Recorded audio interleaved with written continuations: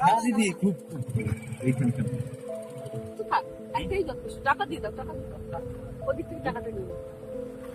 দিদি ওল কিনলেন, কেমন লাগলো? খুব ভালো, এত সুন্দর করে ওলের চাষ হচ্ছে। ওল কিনলাম, খুব ভালোবাসি, বাড়িতে প্রচুর খাই। আর আজকে নিয়ে গেলাম।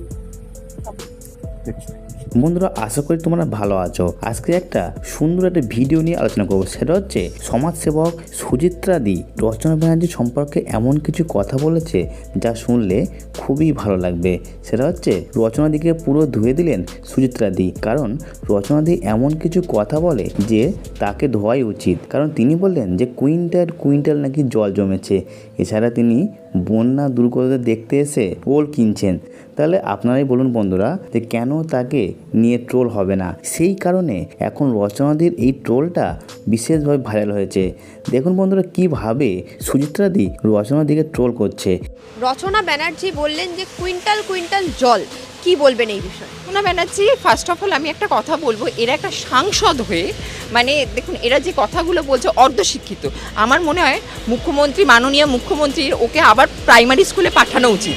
কারণ ও কোনটা কেজি, কোনটা কিউসেক, কোনটা লিটার, এগুলোর এখনও বোধজ্ঞান এখনও আসেনি।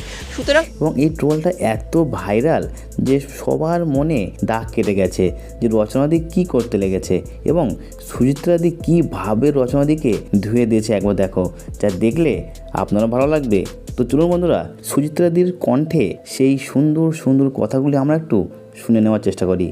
যেখানে না জানা অবস্থায় কুইন্টাল কুইন্টাল জল বেরিয়ে আসছে এবং সেখানে মানুষ। দেখো, একটা কথা বলবো, রচনা ব্যানার্জিকে আমার মনে হয় ওকে এতে পাঠানো উচিত, প্রাইমারি স্কুলে পাঠানো উচিত। ওরা সংসদ হয়ে আজকে ওরা একটা জনপ্রতিনিধি হয়ে ওদের এইটুকু সেন্স নেই কোনটা কুইন্টাল আর কোনটা কিউসেক। কিছু মনে করবেন না, এই মুখ্যমন্ত্রীও যেমন বলে ১৫০০ কেজি ওজনের বাচ্চা মহাভারত রচনা করেছে, কি বলে আপনার কাজী নজরুল ইসলাম মহাভারত নজরুল ইসলাম লিখেছিলেন। তেমনি রচনাও বলতে শুরু করেছেন যে যেমন ওনার ম্যাডাম তেমনি উনি দুজনেই সমান, কম নয়। এরা তো অ্যাকচুয়ালি পাবলিক খিল্লি করতে বেরিয়েছে, আর কিছু না। আর রচনা ব্যানার্জি সম্পর্কে যত কম কথা বলা যায় ততই ভালো।